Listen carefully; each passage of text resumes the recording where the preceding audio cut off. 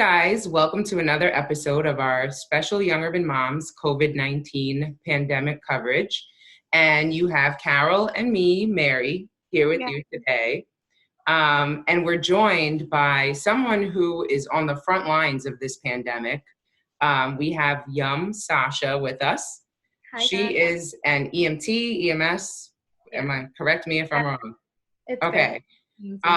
And so basically I don't even think this really needs an introduction, right? Like every day you are like out there risking your life, honestly.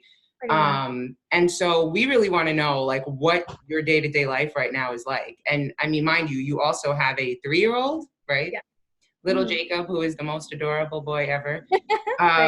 So yeah, tell us what that's like being an EMS and then having to go be mom to Jacob. Like, are you even seeing him? I'm like throwing these questions at you. Like a little crazy because I usually only work like overnights, but now because of this pandemic, they have us working crazy amount of overtime. Like I go to work almost every other day and I work all day pretty much. Like the shifts, we don't have like a regular 9 to 5 shift, So if I take a shift, it's going to be from 8 o'clock in the morning to 8 o'clock at night. So it's like a whole 12-hour, and then we get mandated, so we have to stay more. So right now it's hard, definitely being a mom and coming home to him, because by the time I get home, he's asleep. By the time I leave, he's still sleeping. So I don't really get to spend that much time with him. A day in my life is really just like, I get up, I get dressed, and being an EMT, you're already exposed to so many different things. You're exposed to HIV, AIDS, meningitis, tuberculosis, like you're in MRSA, like you're already affected by a lot of these diseases, a lot of these sicknesses. And majority of the time, you don't even know what patients have until you see them or you read their medications or you see, like, they don't tell you in advance, like, what you're walking into. So with the coronavirus, I'm trying to explain, like, because we're already, like, EMTs are already trained for the Ebola, swine flu. We already have precautions for these things. So the coronavirus falls under that. Now, because the coronavirus affects the elderly and really children, because their immune systems are so weak, it's hard, especially in our field, because we deal with the elderly the most out of any kind of situation. That's the most that we deal with, because they always get hurt, they always need help, it's just always something. I don't know, I'm trying to think. I mean, recently I was reading how I think at the beginning of this whole thing, they were changing the requirements as to what EMT were responding to. So if you had symptoms, like, I think they were urging you not to call, or EMT weren't supposed to pick you up. Yeah. Has that sort of changed how you pick up? How it does. So when we pick up patients regularly, we don't even wear masks really, unless you're contagiously sick, then we'll put a mask on. But other than that, the most that we have is gloves, which is our standard equipment. So now, in the beginning, they were like, my company wasn't supposed to take COVID patients at all.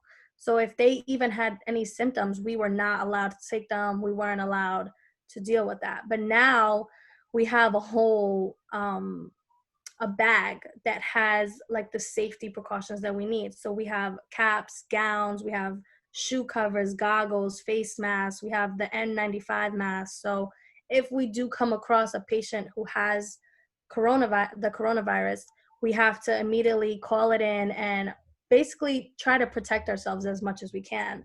I went to work this weekend. I was there on Friday, and I had a few regular patients at first. And what we do, we wear a surgical mask right now, because N95s, they're good, but they only last a certain amount of time. So especially because there's a shortage right now, we're supposed to be reusing our masks. So for regular patient, we just use surgical masks. And now with the COVID patients, we'll put our N95s on.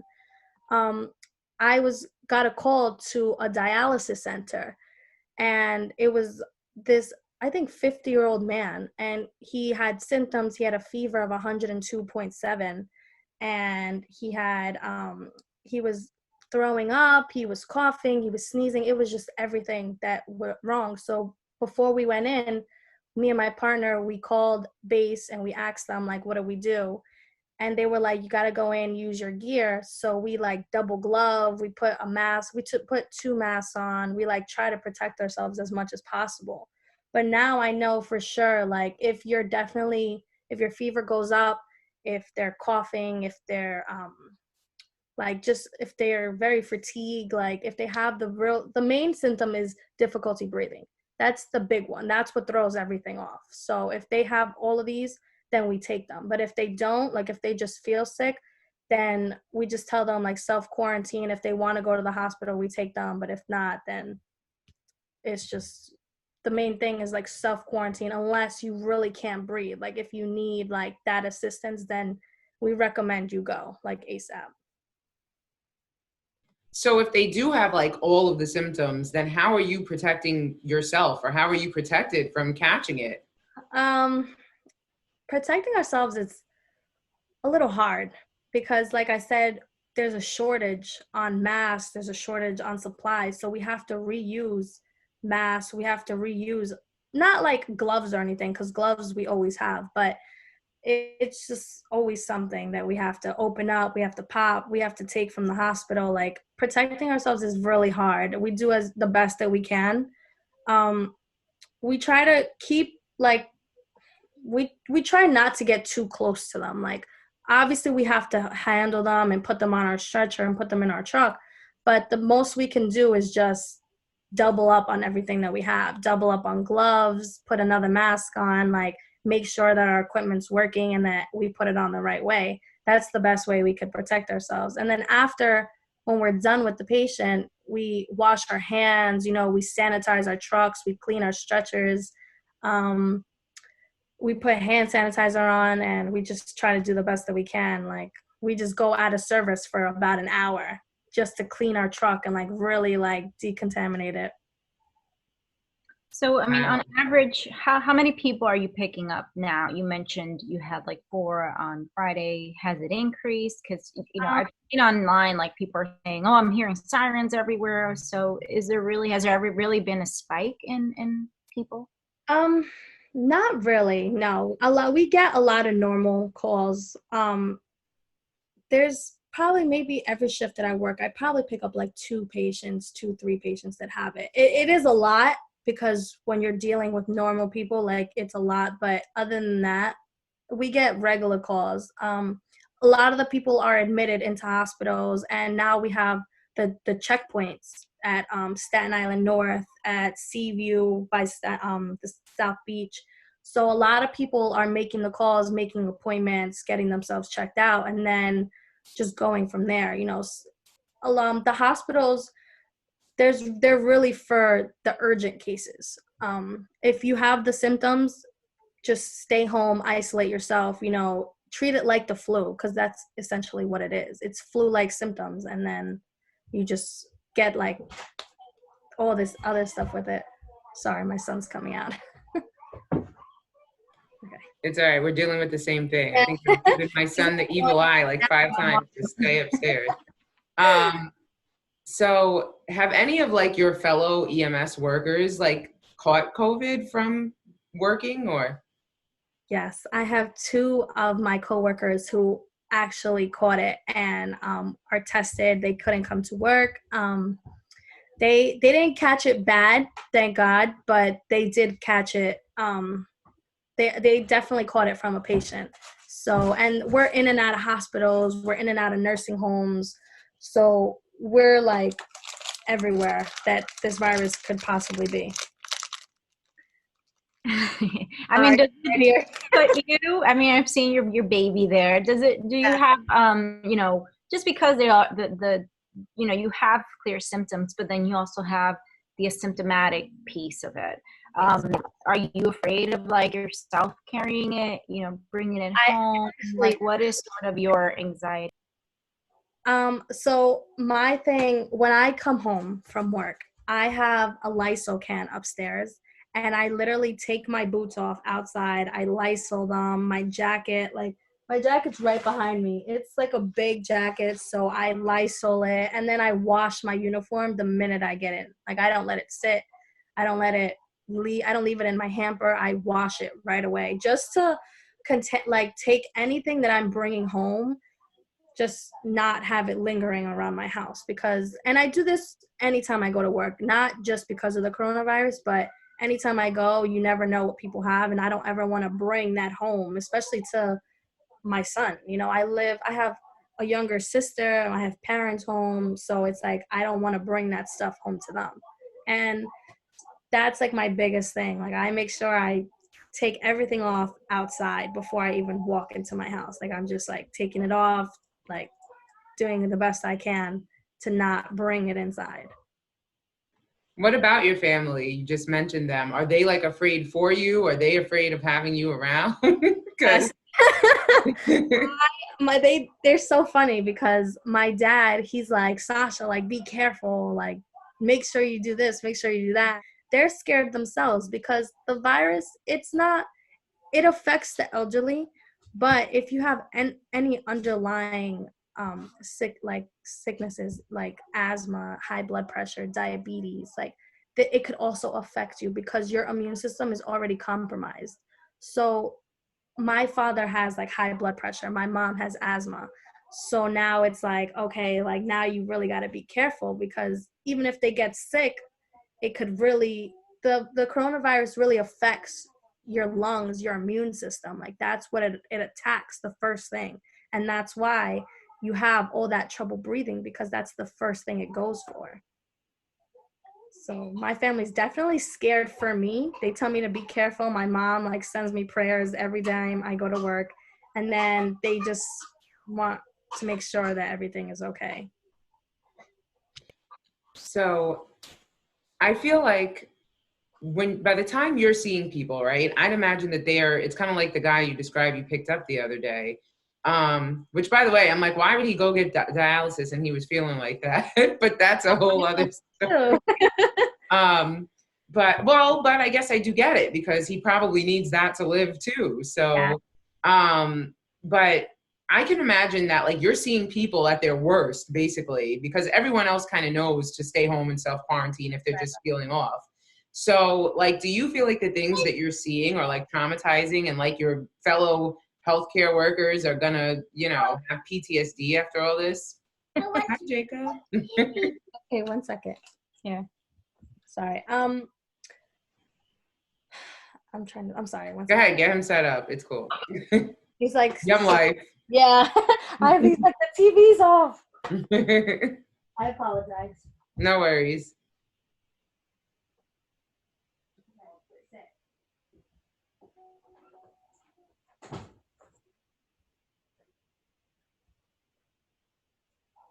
Okay, sorry. Okay, can you just say the question one more time? Because I like completely just forgot about it. No, it's okay. I was saying that, I feel like you guys are seeing people like at their worst and you're probably seeing some pretty ugly stuff. So like, do you feel like you or even your fellow workers are like traumatized or going to have some kind of PTSD from like dealing with a lot of this? It depends, because some of our patients, you won't even know that they're sick. Like they have the symptoms, they're symptomatic, but they look completely normal. They just look, sometimes they're pale, sometimes you could see that something's obviously wrong with them, but other than that, they look pretty fine. I think I've had one case where I was like a little scared because she was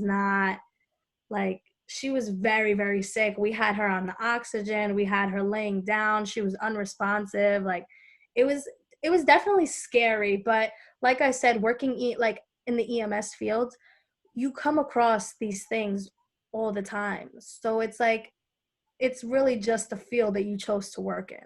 You come across people who have strokes, heart attacks, who again have HIV, AIDS, like meningitis, tuberculosis, Hep C, like all this stuff, you come across it already. So it's not really like traumatizing. It's more just like an eye opener.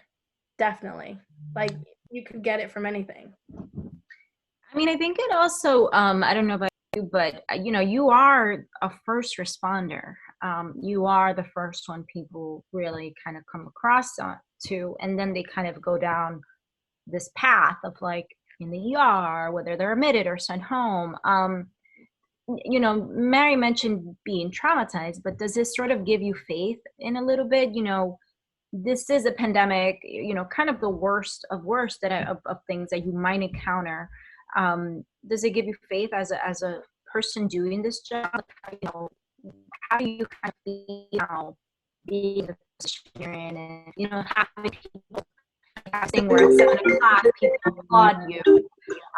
They applaud people in your field. Like, how does it sort of feel now, realizing, as a mom, you're a mom, but then you're also this person that beyond appreciative of the work you're doing, being out there at the forefront. Like, how does that sort of?